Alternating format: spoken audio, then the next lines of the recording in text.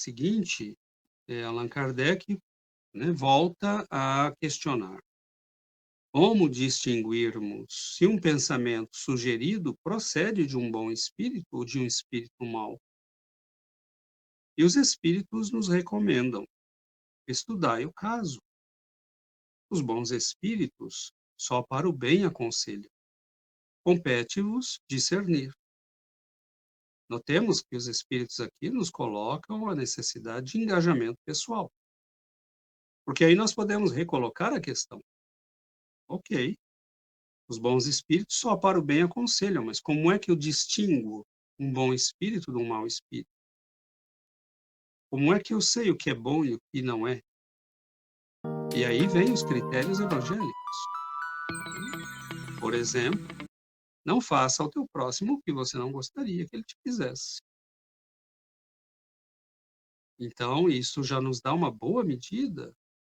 Quantas vezes, se nós tivéssemos pensado dentro do critério evangélico, quantas ações e reações inapropriadas nós teríamos evitado? Quanto sofrimento nós teríamos evitado? Quanta dor nós teríamos evitado? Mas nós nunca nos damos conta destes elementos e muitas vezes embarcamos num pensamento. E aí vem a questão, né? Porque nós muitas vezes nos deixamos guiar pelas nossas paixões, pelos nossos desejos, pelas nossas inferioridades, e fazemos aquele processo de racionalização. Nós queremos nos convencer de que aquilo que é amarelo, na verdade, é cor-de-rosa. E não é. A gente dá um jeito de pôr um óculos para ver se muda a cor das coisas, se nós podemos forçar a natureza, se podemos transformar aquilo, né, que é azedo e amargo em doce e agradável, e não vamos fazer isso, né, porque a realidade sempre vai falar mais alto.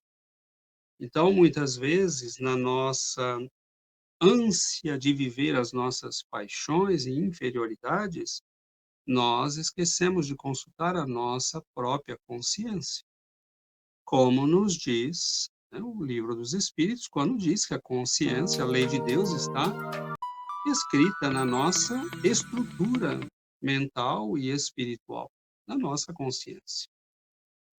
Então é muito interessante que os Espíritos dizem: compete-vos discernir.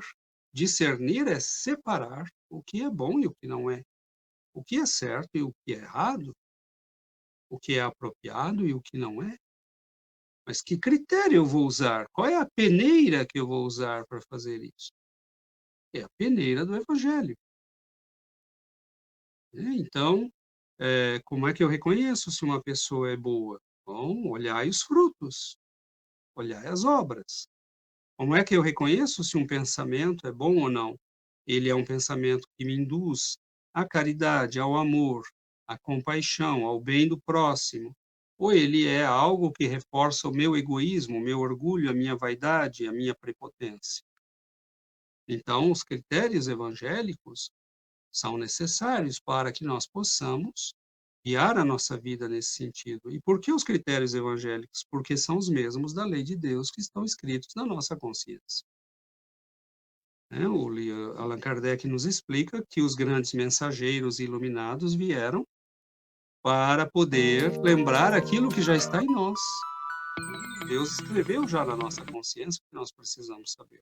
É que nós esquecemos e deixamos abafar pela vivência na matéria, né?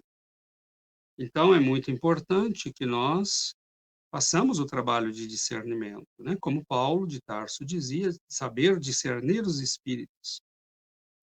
E, obviamente, que nós temos aí também a obrigação do estudo, da leitura, de ler bons livros. As obras da codificação são imperiosas na nossa formação espiritual. Ler constantemente o Evangelho segundo o Espiritismo, por exemplo, né, pode servir como um parâmetro que vai guiar a nossa vida.